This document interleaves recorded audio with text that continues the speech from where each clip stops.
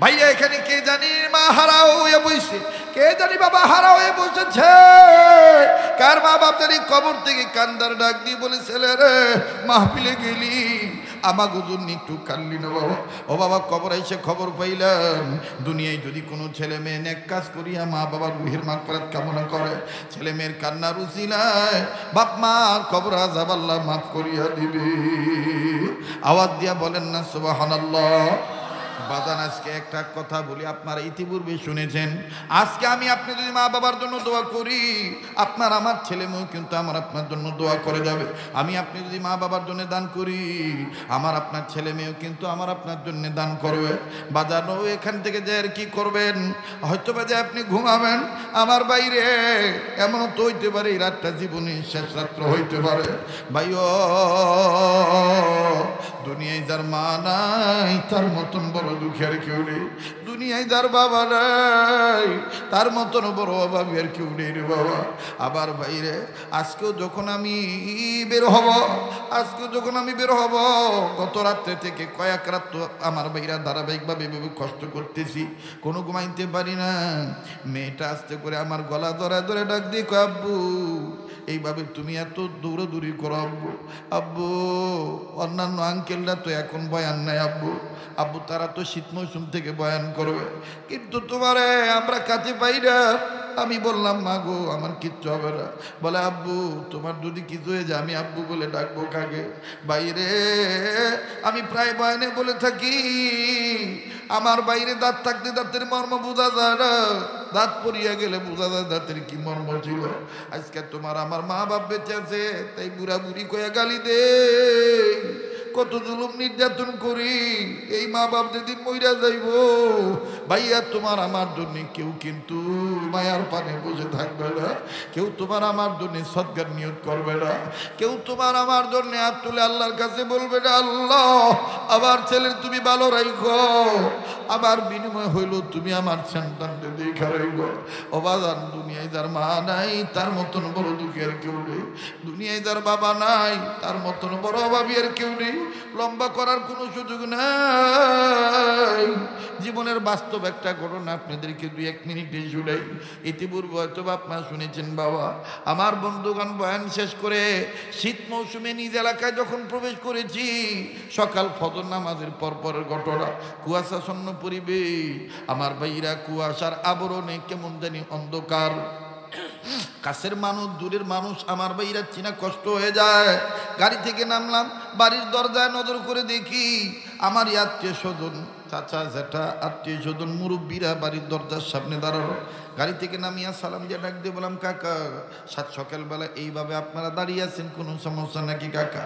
ডাক দিয়ে একজন হাজী সাহেব কান দেয়া ডাক দিয়ে, হুজুর আপনি বয়ান করেন, আমরা সবাই দাঁড়াইছি, আমাদের সাথে যদি একটু কবরস্থানে যাইতে, একটা মায়ের পাগল পোলারে দেখাইতাম, এমনকি মায়ের পাগল এখনো দুনিয়াতে আছে।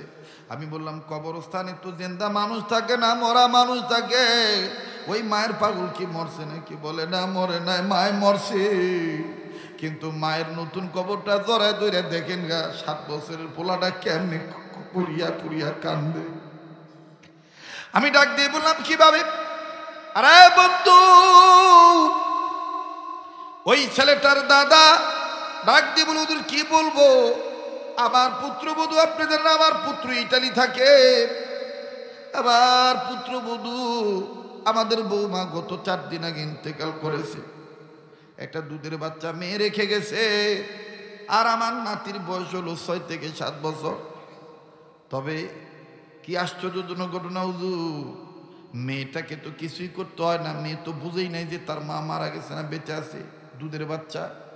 কিন্তু এই ছেলেটা যে মায়ের এত পাগল আমরা বুঝতে পারিনি হুজুর।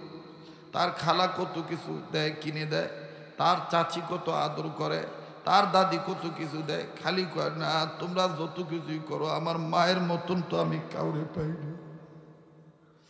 আবার ভাইরা আমার বন্ধুরে, এই মুরব্বী কান্দার ডাক দিয়ে কয়, হুজুর আমি আপনাকে এইটা বুঝাইতে চাই, সারা রাত ঘুমায় না, ঘুমাইতে দেয় না, খালি কয় আমি মার বুকে মাথা রেখে ঘুমাইমু। মায় আমার মাথা হাত দিয়ে কত সুন্দর কত গল্প কইতো, কত আদর দিত, তারপরে মার বুকে ঘুমাইতা। ওই মা কই, ওই মায়ের তোমরা ওই জায়গায় শোয়ায় রাখছো কে? সারা রাত আমাকে ঘুমাইতে দেয় না, নিজেও ঘুমায় না। ফজর আজান যখন দেয় আমি দরজার খিল খুলি মসজিদে যাব। আমার এই নাতিটা আমার পিছে পিছে দৌড়ে দৌড়ে মসজিদ পর্যন্ত আসে। আমি ভাবি যে হয়তো বা আমার সাথে নামাজে যাবে, কিন্তু জানেন হুজুর আমার এই মসজিদে ঢুকায় দিয়ে ইমাম সাহেব হুজুর যখন নিয়ত বাঁধে, আমি সুন্নত শেষ করে যখন আল্লাহু আকবার বলে নিয়ত বাঁধি, নামাজ সালাম ফিরাইয়া শেষ করে নজর করে দেখি আমার নাতিরা দেখা যায় না। আমি এরকম প্রথম দিন 2 দিন নাতিরে খুঁজি, পাই না। হঠাৎ করে আমি পরে খবর পাইছি আমার নাতি আমারে নামাজে দাঁড় করায় দিয়েই একটা দৌড়মাইরা মায়ের কবরে চলিয়া যায়। মায়ের কবরে যাইয়া মায়ের নতুন কবরে উপর হইয়া পড়ে।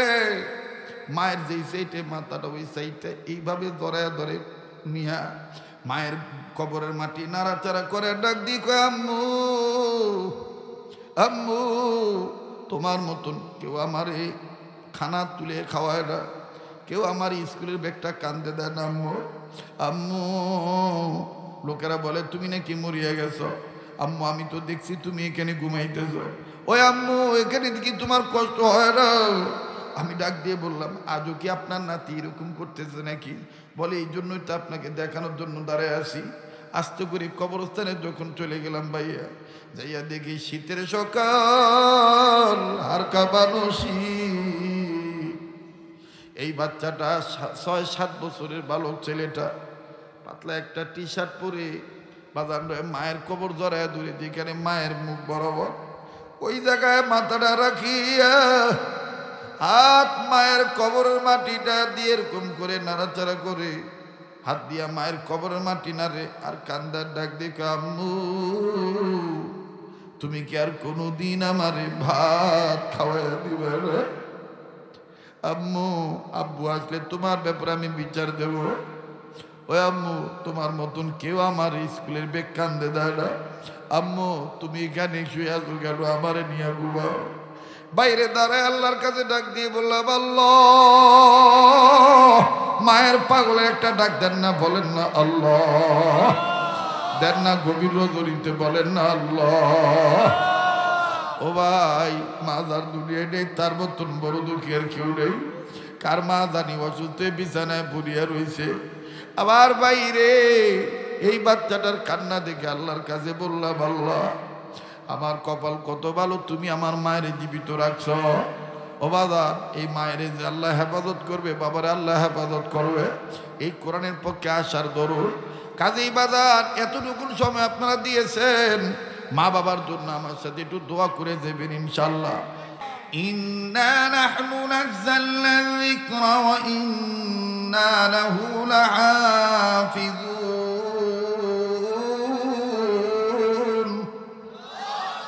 ঘুমায় গেছেন গা তো কোরআন ভালো লাগে না খারাপ লাগে? তো কোরআন শুনে আল্লাহু আকবার আসতে বলবেন না জোরে বলবেন? একটু জোরে বলেন, আবার বলেন আল্লাহু আকবার। আর একবার কোন আল্লাহু আকবার। যারা মনে কষ্ট নিয়ে চলে গেছে আড়াআড়ি ভাব করে বলতেছে ওয়াজ আর আজকে হইব না, ওদেরকে একটু আওয়াজ দিয়ে বুঝিয়ে দেন যে না হইব। কথা কয় না? ওয়াজ কি হইব ইনশাআল্লাহ। আওয়াজ আসতে দিবেন না জোরে দিবেন? আর মুমিনের সামনে কোরআন তেলাওয়াত করলে মুমিনের ঈমান বাড়ে না কমে? এ কথা কি আমার না আল্লাহ? ইন্নামাল মুমিনুনা আল্লাযীনা ইযা যুকিরাল্লাহু ওয়াজিলাত কুলুবুহুম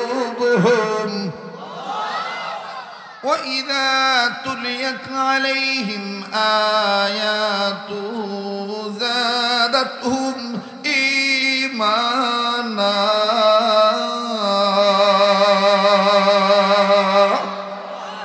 আল্লাহ বলেন, ওগো নবী, মুমিনগণের সামনে যখন কোরআন তেলাওয়াত করা হয় মুমিনগণের দিল আমি আল্লাহর ভয়ে নড়ে উঠে, তাদের কাছে থাকা ঈমান বেড়ে যায়।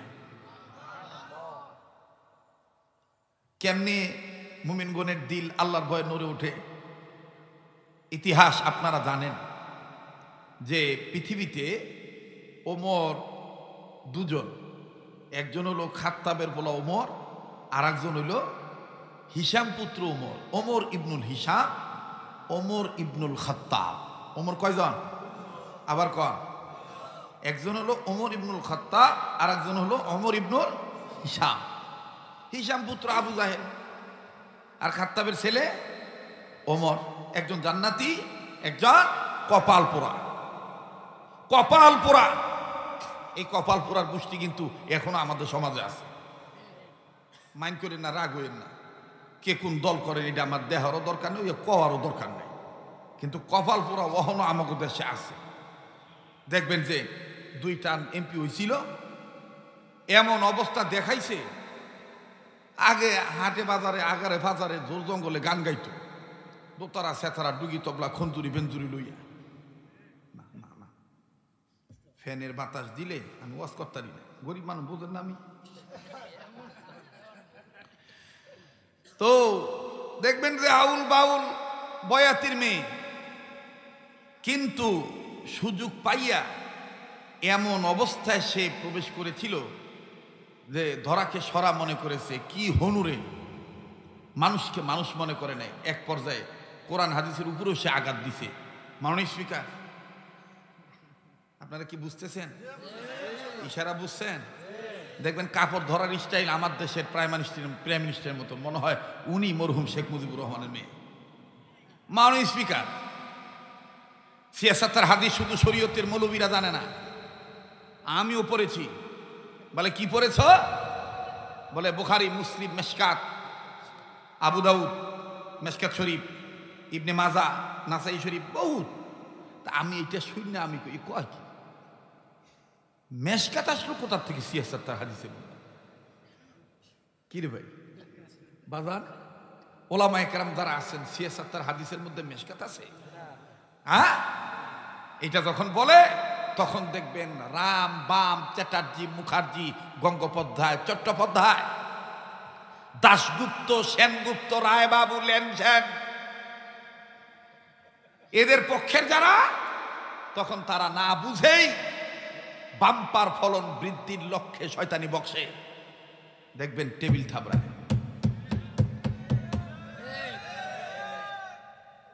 মানে এমনি তো পাইছে ঢোলের বাড়ি, এমনি তো নাসুই না বুড়ি, আরো পাইছে।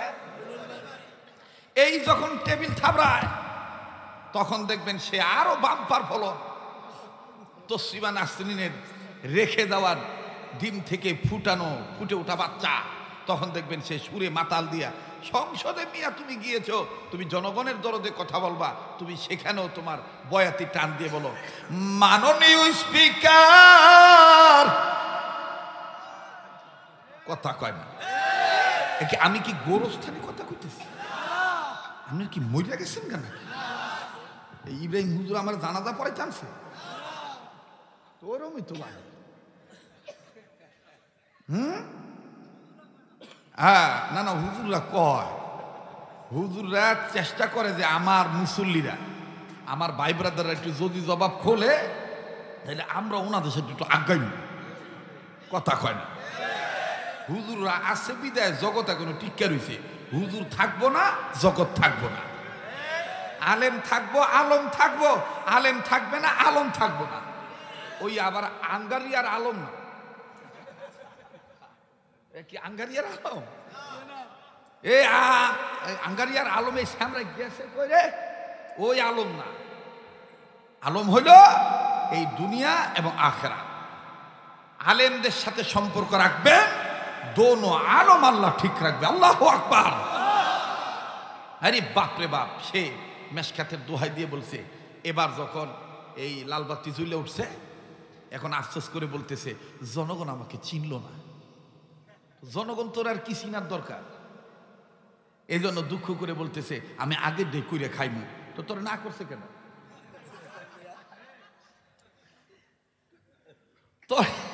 তোরে না করছে কেন?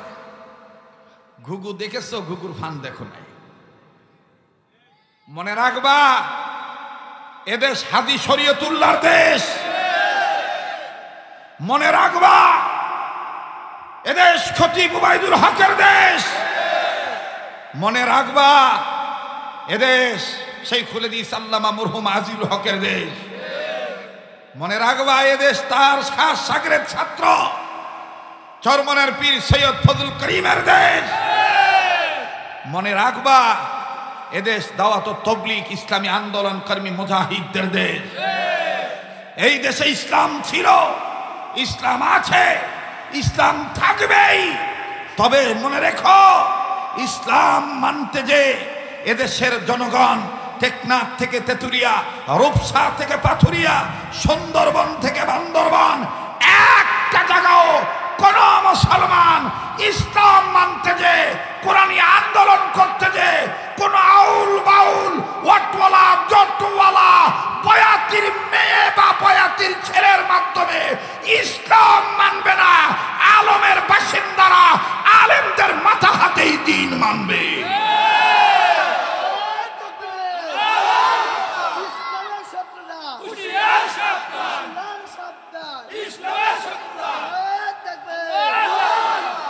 মোহতারাম হাজিরিন, আমার বন্ধুগণ, রাত্র অনেক গভীর হইছে। আমি আপনারা যদি একটু কুরবানি করেন, খালি যদি মনে মনে খালি এটা চিন্তা করেন যে হবাই আসার আজানের পরে বইছি, কি যুবক ভাইরা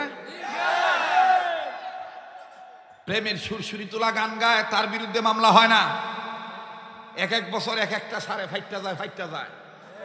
এত ভাড়া ভাড়ছে, জোরাই লাগানোর মানুষ পায় না। হ্যাঁ হ্যাঁ, আবার দেখবেন তালে তাল মারে, খাজা বাবা মার হাবা।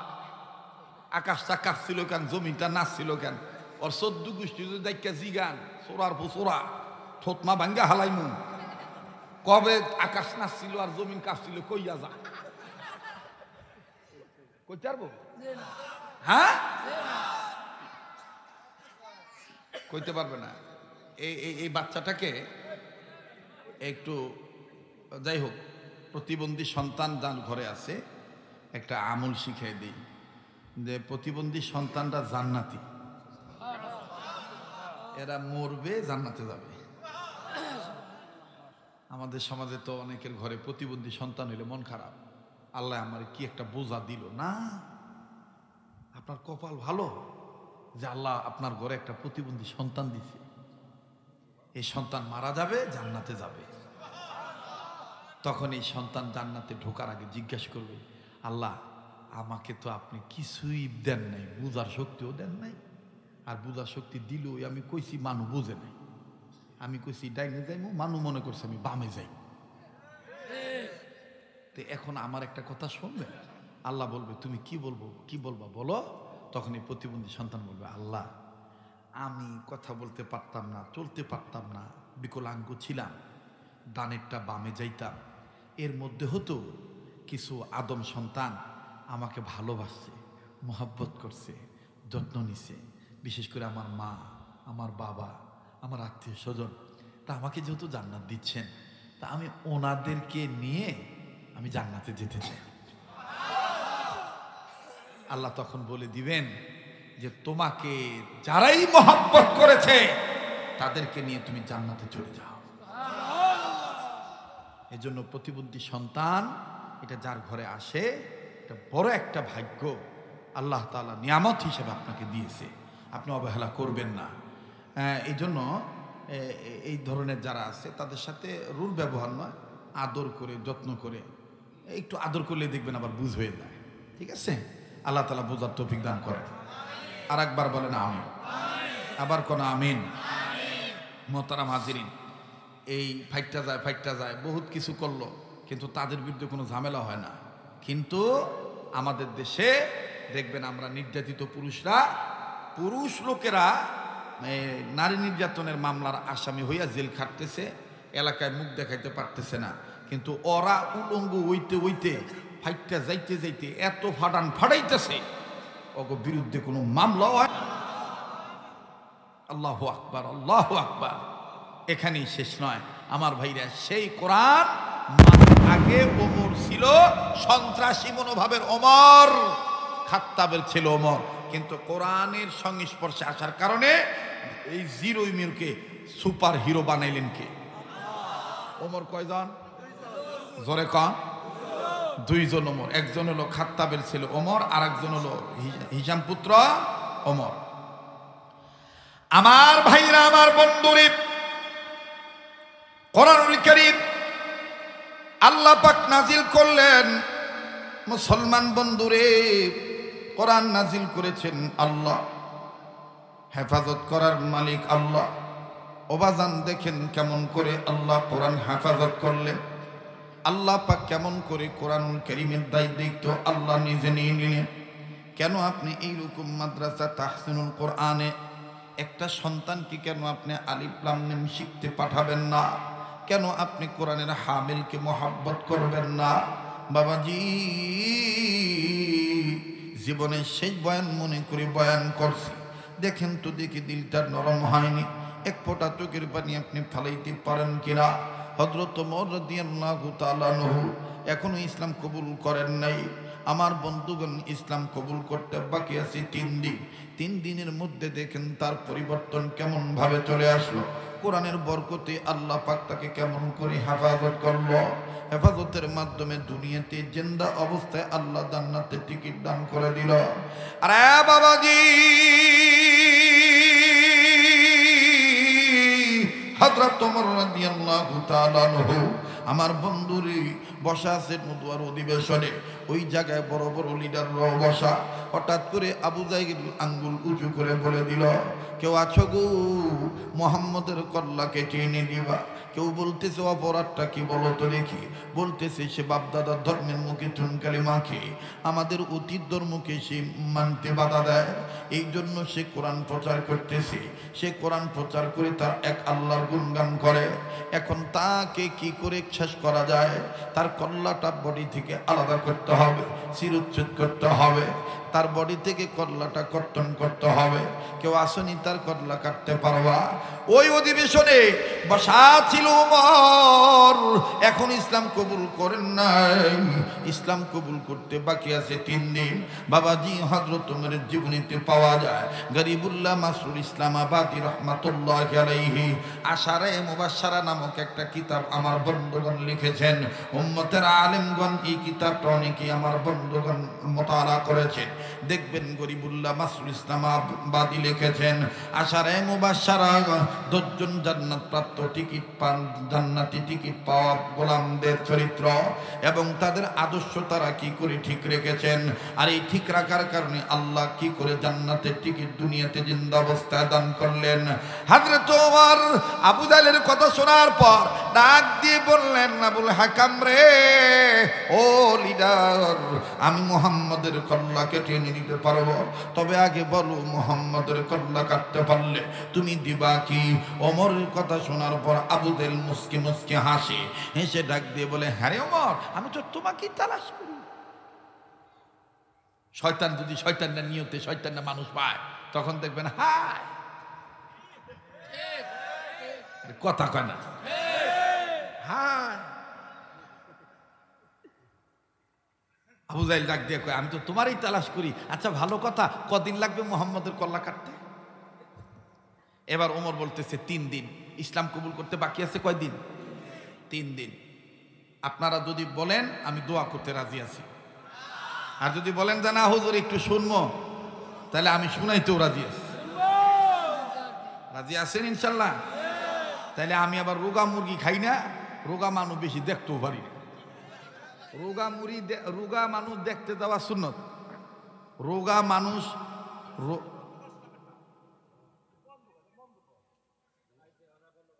বাস, রুগী মানুষকে দেখতে যাওয়া সুন্নত, কিন্তু রুগী রুগী ভাব হইয়া থাকাটা ভালো না। ঠিক আছে না? এই জন্য কথা বলতে হবে, জবাব দিতে হবে। তো ওমর ডাক দিয়ে বলতেছে 3 দিন লাগবে। কয়দিন?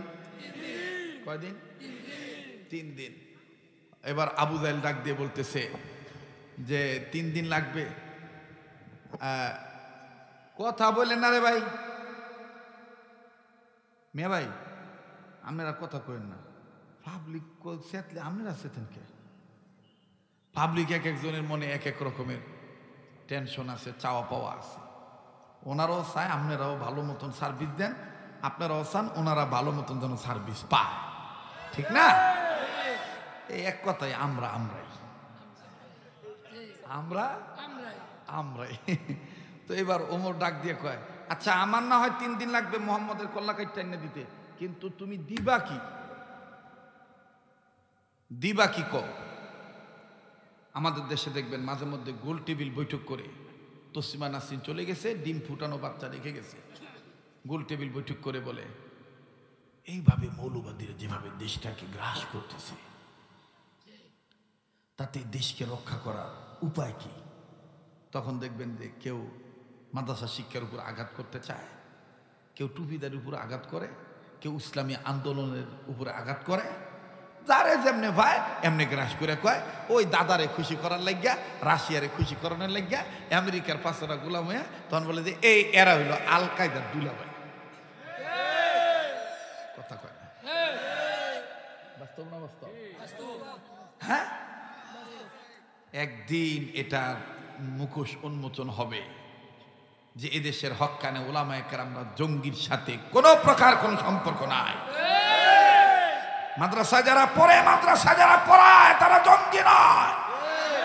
এই কথাটা যারা বলে তারা আসলে জঙ্গির মদতদাতা, তারাই হচ্ছে সন্ত্রাসী কার্যকলাপের পৃষ্ঠপোষকতার সাথে জড়িত। কোন মাদ্রাসা ছাত্র দেখছেন? এই যে ফরিদপুরে একটা ঘটনা ঘটে গেল কয়েকদিন আগে, মাদ্রাসার হুজুররা যায় করছে যা আকাডাই ভাঙছে, আকাডাই মারছে, উল্টো কাডাওয়ালারে পিডাইয়া মাইরে লেছে। আল্লাহ হেফাজত করে। তোরা একটু আস্তে আস্তে চাবাইস, চাবাইনার আওয়াজও কিন্তু আমার কানে আইতেছে, বুঝছ? এ কি খাইতেছ মুরলি? আমারে থুইয়া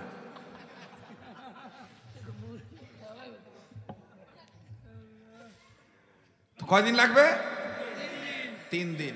হযরত ওমর বলতেছে তুমি দিবা কি মুহাম্মদের কল্লা কাটতে পারলে বলো? বলে 100 লাল উট। কয়শো লাল উট? এইটা হযরত ওমর শুইনা ডাক দিয়ে বলতেছে তাহলে তো আর কোনো সমস্যা নাই, আমি 3 দিনের মধ্যে তোমাকে মুহাম্মদের কল্লা কাটতে এনে দিব।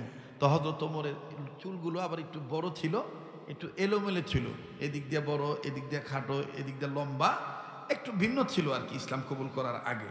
হযরত ওমর বাড়িতে গেছে, বাড়িতে যে বউরে ডাক দিয়ে কইতেছে আবু জাহেলের সাথে আমার চুক্তি হয়ে গেছে, মুহাম্মদের কল্লা কাটতে পারলে 100 লাল উট উপহার দিব, জলদি জলদি কর। বিবি আইছে, বিবি আইসে বলতেছে আমার কি করতে হবে?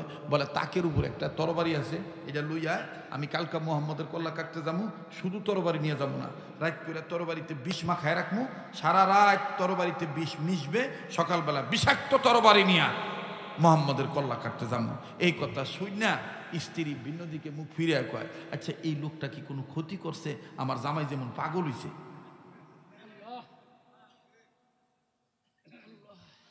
ওরে চিনিলি রতন তবেই তো করে যতন, রতনে রতনে চিনে, ওরে জীবনের বিনিময়ে বিধাতার কাছে থেকে জান্নাত কিনে। ইন্নাল্লাহ হাশতারা মিনাল মুমিনিনা, আছে না কোরআনে? আল্লাহু আকবার। তো স্ত্রী এটা আবার ওরে শুনে কয় না, তো কিছু জামাই আছে না, স্বামী আছে না, স্ত্রী যদি উমুমিসা একটু পুরুর পুরুর করে এই কি কাজ, মহিলারা কি ওয়াজ শুনতেছে? হ্যাঁ, ওইটার ভিত্তে আছে, 2-1 জন আছে। মাগো থাকো, মহিলারে মহব্বত করবেন, ভালোবাসবে, বাসা থেকে বের হওয়ার সময় চুমা দিয়ে বের হবে, বুকে জড়ায় ধরবে, তাহলে দেখবেন বালা মুসিবত থেকে আল্লাহ হেফাজতে রাখবে। এই এত করেন না, খালি বউ পিডানের দান্দায় থাকে। এই যে দাদাই দাও, দাদাই খুশি হয়ে গেছে, দাদাই কইতে একটা নাতি পাইছে, বউ দরিদি নাতি। বউকে মহব্বত করবেন, ভালোবাসবেন। আমার ভাইরা, আমার বন্ধুগণ, স্ত্রী স্বামীর পোশাক, স্বামী স্ত্রীর পোশাক। বর্তমান অবস্থাতে এই গ্রামের মহিলারা যে খুশি হয়েছে, যারা এই ওয়াজ শুনতেছে, এরা বলতেছে হুজুরটা দেরি করলে কি হইব, হুজুরটা ভালো। সদক হয়ে গেছে না? বউ পিটাইবেন না, হ্যাঁ যদি মারতে হয় তুলার লাঠি দিয়ে পিটাইবেন। কি লাঠি দিয়ে? তুলার লাঠি দিয়ে পিটাইবেন। লাঠির সাইজ কত দূর হইব এটা আমার জিগাইবেন। আমি সাইজও মাইপে আপনার কুয়ে দিব, আজগার কইতাম না। আল্লাহ তাআলা স্বামী স্ত্রী দাম্পত্য জীবনে সুখ পয়দা করে দেন। আবার বলেন আমিন। মনে রাখবেন বাবা, প্রতিদিন গোশ মাছ খান, ঘরের বউ লোকের সম্পর্ক ভালো নাই, ওই ঘর জাহান্নামের টুকরা হয়ে গেছে। আর আলু ভর্তা দিয়া ডাল দিয়া ভাত খা, কিন্তু বউ স্বামীরে ছাড়া বাঁচে না, স্বামী বউরে ছাড়া বাঁচে না। আজকে কথায় কথায় আমার এক কলিগ, মানে আমারই এক ভাই আর কি, তো খানা খাওয়ার সময় বলতেছে, আমার ওয়াইফ বলতেছে আর কি, যে আমি 15 দিনের জন্য সৌদি, বোন ভাই বোনকে বলতেছে যে 15 দিনের জন্য আমার বাসায় চলে যাবে। তা আমি তখন বললাম কি জেনারেটর আছে,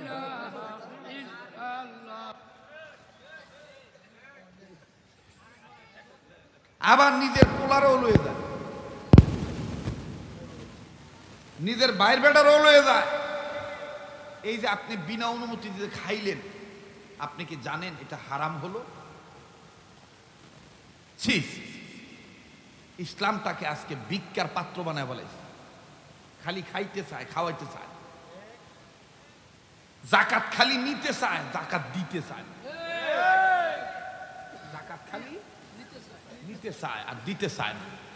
দেখবেন ঢাকা আশুলিয়ার দিকে গেলে সকাল 7টার দিকে মাইক লইয়া হুজুররা, আপনার বৌলা মাইয়ার নামে 1 টাকা কইরা জান দান, পাশের তেন আরো 2টা কয় লহ আল্লাহ নবীজির নাম।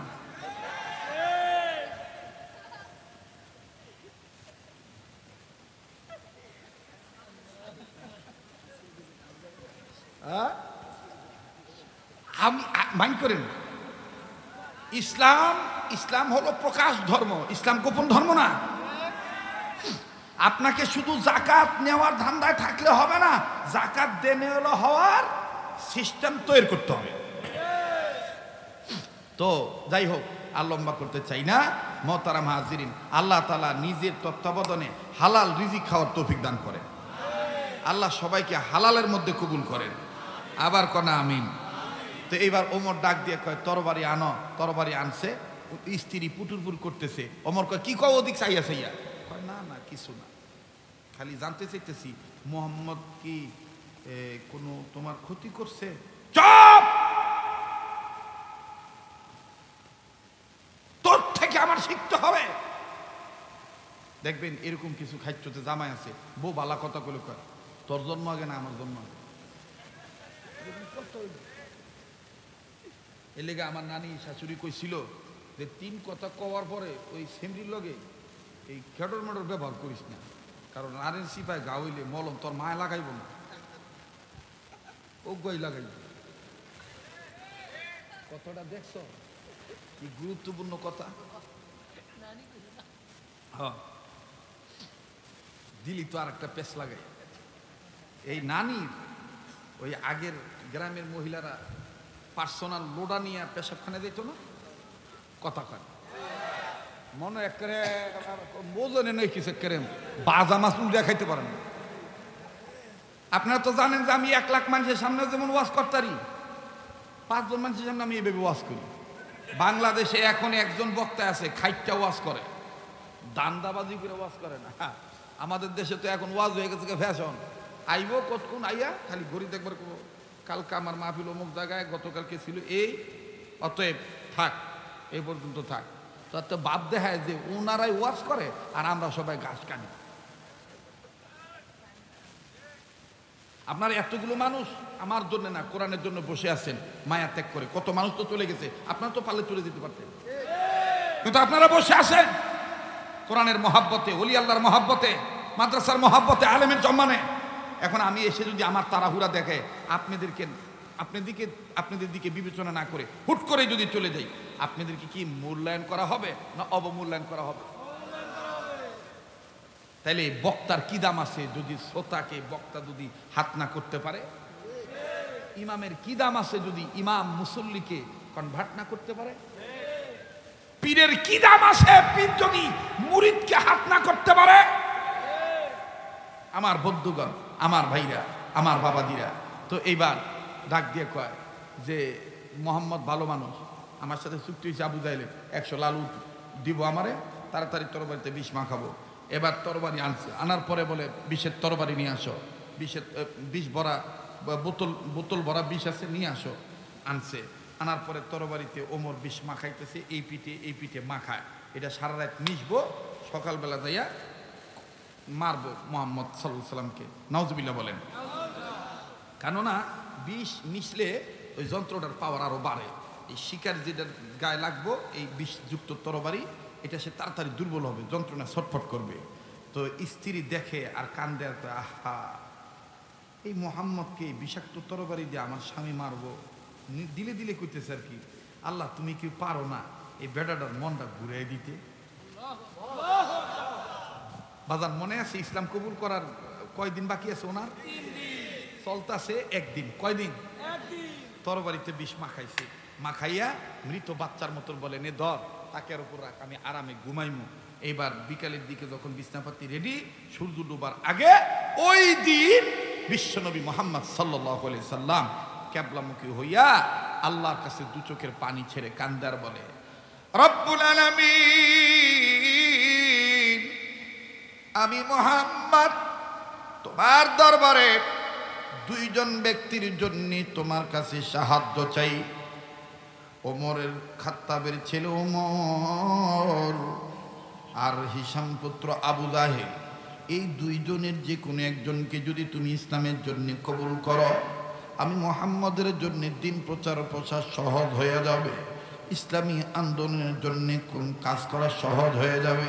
আল্লাহ গো, দুইজনের জন্য তোমার কাছে আমি দয়া চাই, তোমার দরবারে আমি দোয়া করি, এদের দুইজনের যে কোনো একজনকে তুমি কবুল করো। আল্লাহ পাক ডাক দিয়ে বললেন, জিবরাইল, আমার নবীর কাছে যাও, আমার নবীকে আমার সালাম দাও, আমার সালাম দিয়ে বলে দাও, আমি আবু জাহেলের সনে দোয়া কবুল করলাম না, খাত্তাবের ছেলে ওমরের জন্য আমি দোয়াখানা মঞ্জুরি দিয়ে দিলাম। অথচ এই ওমর তরবারিতে বিষ মাখায় রাখছে, তরবারিতে বিষ মাখানো কমপ্লিট। এবার ওমর ঘুমাইতেছে। এখন আপনারা বলেন, ইসলাম কবুল করার আগে, ইসলাম যারা কবুল করবে, ইসলামের নীতি নির্ধারক, নীতি বিধি ব্যবস্থা, এটা মানতে হবে না? এটা সহজ করে বুঝাই, আমাদের দেশে যারা ডিফেন্সে চাকরি করে, পুলিশ, বিজিবি, আর্মি, র্যাব, ওনারা কি, ওই ভাইয়েরা বাবারা কি তাদের ইচ্ছা স্বাধীন চুল রাখতে পারে? একটা গভর্নমেন্টের আইন আছে না, চুল তাদের একটা, এটার কাটিং আছে, আর্মি কাটিং করে না, আর্মি কাটিং কাটতে হয়, নাইলে এলাও হয় না। তো এখন ওমরের চুল হইলো খাপ্পা বেখাপ্পা এলোমেলো। আল্লাহ পাক বলতেছে, কুদরতি একটা জিনকে বলতেছে, কুদরতি কেচি দিয়া, ওমরের জন্য যত দোয়া কবুল করছি, ওমর আমার নবীর দরবার আইব, তো আউলা জাউলা চুল লই আমি ওমরের আসতে দিব না, তুমি যাও, ওমর ঘুমাইতেছে, এই ফাঁকে যাইয়া তুমি তার চুল সাইজ করে দিয়েই। এইবার ওমর ঘুমাইতেছে, কুদরতি কেসি আইয়া চুল কেটে গেছে গা। সকাল হইছে, সকালবেলা ঘুমের থেকে উঠছে, ওঠার পরে একবার দরজা দেখে, একবার নিজের মাথার চুল দেখে, এবার নাতা নাড়া দিছে, সব এলোমেলো চুল, কাটা ছাটা চুল তুলে পড়ছে। কোলে পড়ার পর এখন বলতেছে, ঘটনা কি? দরজার খিল লাগাই না, বউ ঘুমের তেন উঠে নাই, আমার চুল কাটলো কেডা, বালা চুল লিয়ে হইলাম, এই চুলটা হাত দিল কেডা? রাগটা ঝাড়বো কার উপরে কন্ত? ঝাড়ো না, রাগটা ঝাড়বো কার উপরে? বউর উপরে। এবার হযরত ওমর দিশা দিশা না পেয়ে বউরের দামক দেয়ার ঘুমাইতেছে, তো দামক দেখে, মরার ঘুম ঘুমাস,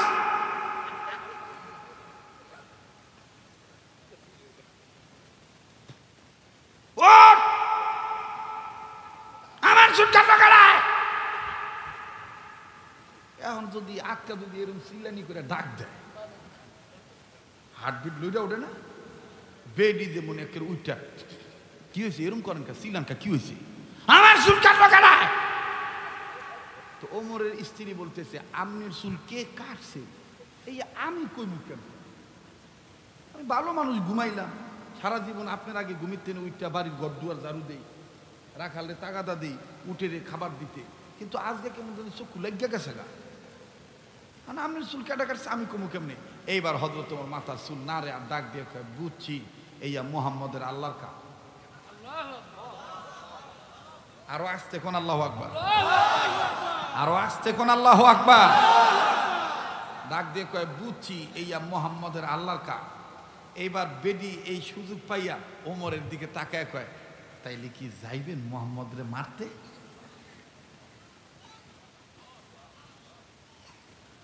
আমার ডাক দিয়ে বলি বিবিরি যেতে চেয়েছিলাম, কিন্তু আজকে আমার মনের ইমেজ সবই নষ্ট হয়ে গেল। আজকে আমি যাব না, আমি কালকে যাব। আওয়াজ দিয়া বলেন না সুবহানাল্লাহ। ইসলামের আলো জ্বালায়া দিয়া রাসূল মদিনার মাটি করলেন বিছানা। হায় হায় ইসলামের বাতি জ্বালায়া দিয়া রাসূল মদিনার মাটি করলেন ঠিকানা। বনের হরিণী চিনিল নবীকে, মানুষ হইয়া চিনিলাম না। কি কইব আজকে ওই রকম জুট পাইতেছি না, তো আমাকে তো চিনেন আপনারা। যাই হোক, আল্লাহ যা করে মঙ্গলের জন্যে করে। তো এবার প্রথম দিন গেল না, বাকি আছে কয়দিন? 2 দিন। খুব খেয়াল করেন, দ্বিতীয় দিন রাত্রিবেলায় হযরত ওমর কইতেছে, এই গত সকালে যাইতে পারি নাই, চুলটা কাটার কারণে মনটা খারাপ হয়ে গেছে, কেটায় চুল কাটছে, আজ কালকে যাইমু, তাড়াতাড়ি বিছনা রেডি করো, ঘুমামো। হযরত ওমর স্ত্রী বিছনা রেডি করে দিয়া আলাদা এই ওই হোগলা কন আর পাডি কন, তখন তার আমগো মতন জাজিম টাজিম ছিল না, খেজুর পাতার চাটাই লইয়া হযরত ওমরের বউ আলাদা যাইতেছে।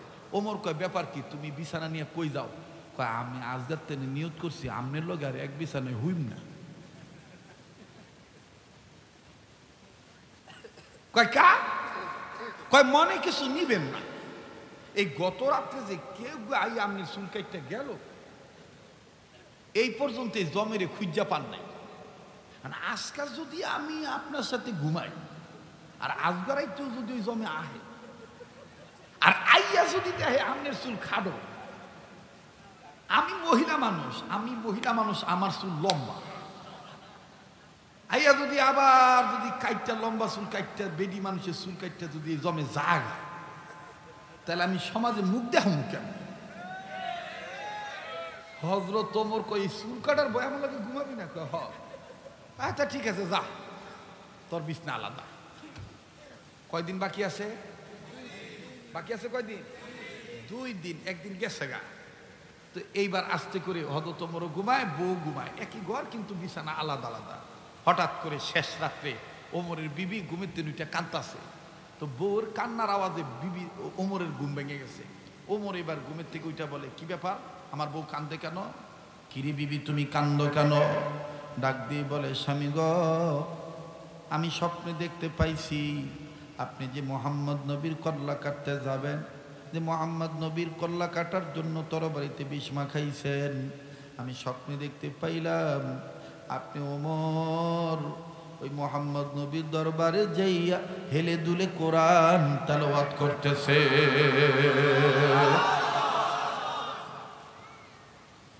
দমে দমে করো জিকির, জপো আল্লাহর নাম, সুখে দুঃখে পাবে শান্তি, মিলবে দুজাহান। ওমর ডাক দিয়ে বললেন, বিবিরে তোরে কে স্বপ্ন দেখতে কইছে? এইটা আচ্ছা, স্বপ্ন ইচ্ছা করে দেখা যাইবে না? স্বপ্ন কি কেউ ইচ্ছা করে দেখে? হ্যাঁ, যেমন আমি মাঝে মধ্যে স্বপ্নে দেখি ওয়াজ কইরা ভাড়াই লেতেছি, পাশে আমার বউ শুয়ে রয়েছে, তো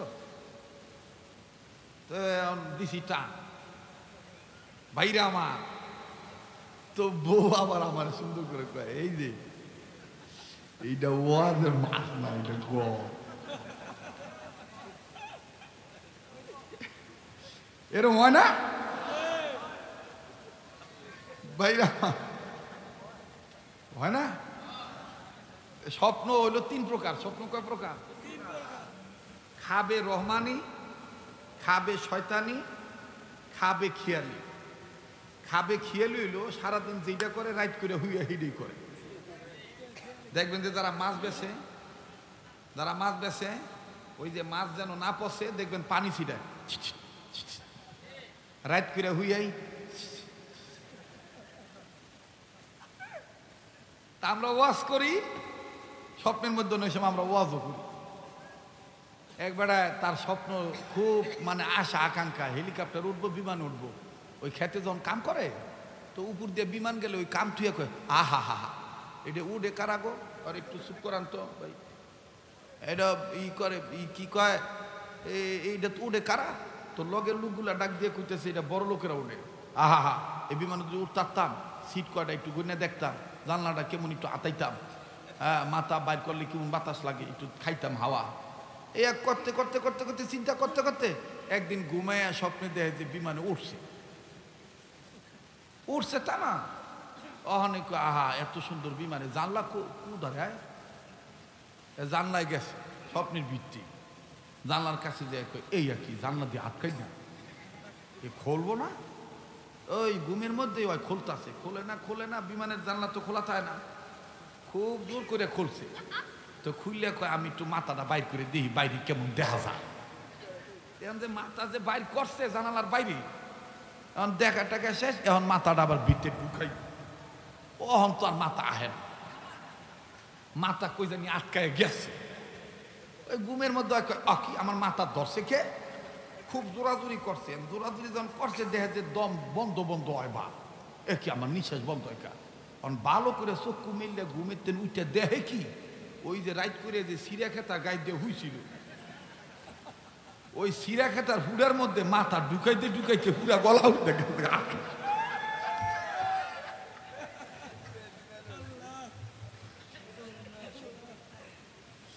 ভাই কি রাগ করলেন? তো স্বপ্ন কয় প্রকার? খাবে রহমানি, খাবে শয়তানি, খাবে খেয়ালি। তো হযরত ওমর ডাক দিয়ে এই তোর এই স্বপ্ন দেখতে কইছে কে? তো স্ত্রী কয় এটা কেমন তারা কথা কন, স্বপ্ন কি কেউ ইচ্ছা করে দেখে? স্বপ্ন কি কেউ ইচ্ছা করে দেখে? তো হযরত ওমর ডাক দিয়ে কয় যাক গা, স্বপ্ন দেখছো ভালো কথা, আজগাও আমার মনটা নষ্ট হয়ে গেছে গা, ঢাকায় দিতে হচ্ছে। শোনেন তো এইবার হযরত ওমর দিলে তালানো উঠে, তুই মোহাম্মদ নবীরে মারার জন্য তোর বাড়িতে বিষ মাখাইছ, আমি তোর বাড়ির খানা খাবো না। এইভাবে উঠ খাইলো না, গ্রহণ করলো না। এবার হযরত ওমর কয় তুই না খাইলে কি হইব, মোহাম্মদরে মারতে পারলে তোর চাইতে ভালো 100 লাল উঠ উপহার দিব আবু জাহেল। এই কথা কে হযরত ওমর রওনা দিছে। আপনারা মনে আছে কিনা জানি না, বলেন কোরআন নাজিল করছে কে? আল্লাহ। হেফাজত করার মালিক কে? আল্লাহ। ওমর যাবেই মোহাম্মদকে মারতে। প্রতিমধ্যে বন্ধু নাইমের সাথে দেখা, বন্ধু নাইম ডাক দিয়ে কয় এত রাগ হইছো কে? এরম দেখা যায় কে? চোখ লাল হয়েছে কে? ঘটনা কি? আতে কি? তরবারি কইলই যাও কমে। ডাক দিয়ে কয় মোহাম্মদের কল্লা কাটতে যাই, আবু জাহেলের সাথে চুক্তি হয়েছে। ও বন্ধু নাইম ডাক দিয়ে কয় নিজের নাকে আগে তেল দাও, নিজের নাকে আগে। বলে কেমনে? বলে নিজের নাকে তেল দেওয়ার অর্থ হইল তুমি কি জানো তোমার বোন আর তোমার বোনের স্বামী মুহাম্মদের আনিত ধর্মের উপর ঈমান গ্রহণ করেছে এবং তার উপরে নাজিল হওয়া কোরআন শিখতেছে, পড়তেছে, মানতেছে। হযরত ওমর কয় তাই নাকি? বলে হ্যাঁ। বলে আগে তাহলে বোনের বিচারটা করে লই। এবার বোনের বাইর গেছে, বোনের বাইর গিয়ে দেখে বোনের ঘরের ভিতর থেকে আওয়াজ আসতেছে